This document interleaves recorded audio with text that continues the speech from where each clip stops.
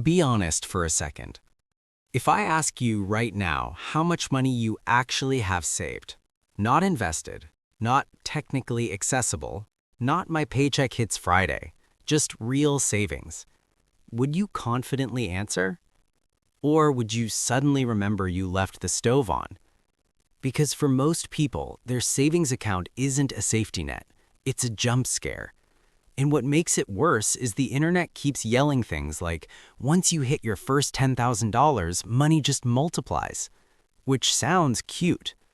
Right up until you check your balance and realize you're closer to zero than 10 grand. So today, I want to explain why your first $1,000 feels brutally hard. Why that struggle is not a personal failure, and how crossing that line quietly rewires your brain in a way most people never experience. This might be the most important money video you watch this year. If you're new here, welcome. I spend an unhealthy amount of time studying why some people slowly drift into financial stability and others sprint on a treadmill forever and somehow go nowhere. If you've ever felt like you're doing everything right and still can't get ahead, you're not broken. Let's talk about why the first $1,000 feels cursed. The first $1,000 isn't hard because it's a lot of money. It's hard because every dollar you save feels like it's being ripped away from something else. Dinner out, concert tickets, impulse Amazon purchases that show up and make you feel briefly alive. Your brain doesn't see saving as progress, it sees it as loss. And that's not weakness, that's wiring. Your brain is built to prioritize now, not later. Immediate comfort beats abstract future security every single time. Future you doesn't exist in your nervous system. Future you is just a vague character in sweatpants who will figure it out. So when you save $100, your brain doesn't go, nice, we're building wealth. It goes, cool, but what are we giving up? That's why saving early feels like punishment. Here's something nobody tells you. Your brain treats money differently based on how emotional it feels. Money from your paycheck feels fragile, hard-earned, protected. But money from bonuses, refunds, or random windfalls, that feels like bonus content, like free DLC. And free money is emotionally easier to waste. That's why people with decent incomes still feel broke, because their brain is constantly running invisible categories that justify spending, not budgeting, not logic, emotion. And until you notice that, you'll keep wondering why being responsible never sticks. Quick pause. If you're thinking, okay, but I already know I should save more, this isn't about discipline. It's about why once you cross a small financial threshold, everything feels easier, almost unfairly easier. And that's where the math and psychology flip. Stay with me. Something strange happens after your first $1,000.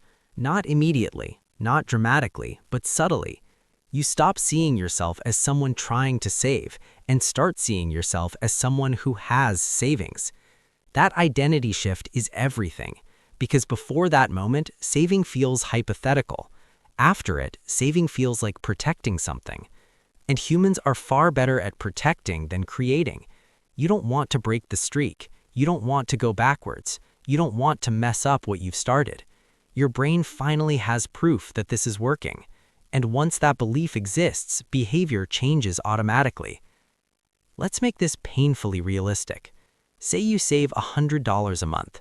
That first $1,000 takes 10 months. 10 months of saying no. 10 months of watching friends spend freely. 10 months of wondering if this is even worth it.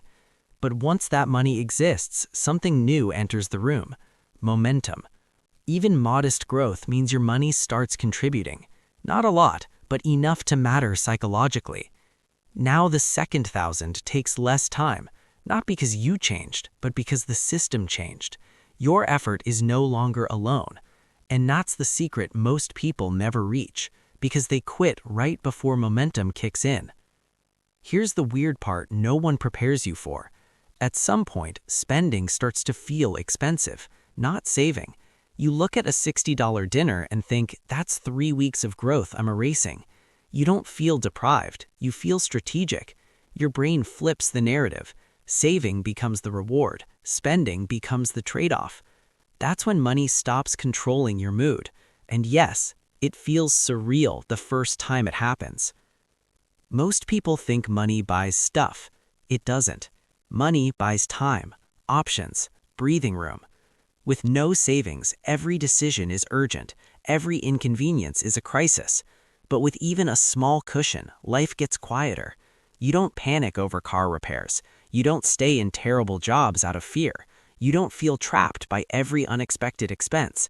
That's why the first $1,000 matters more emotionally than the next $10,000. It's the moment you stop feeling cornered. Here's the uncomfortable truth. Most people quit during the phase where progress is invisible. They assume it's not working. They assume they're bad with money. They assume they'll start later. But later never comes, because later requires momentum, and momentum requires starting.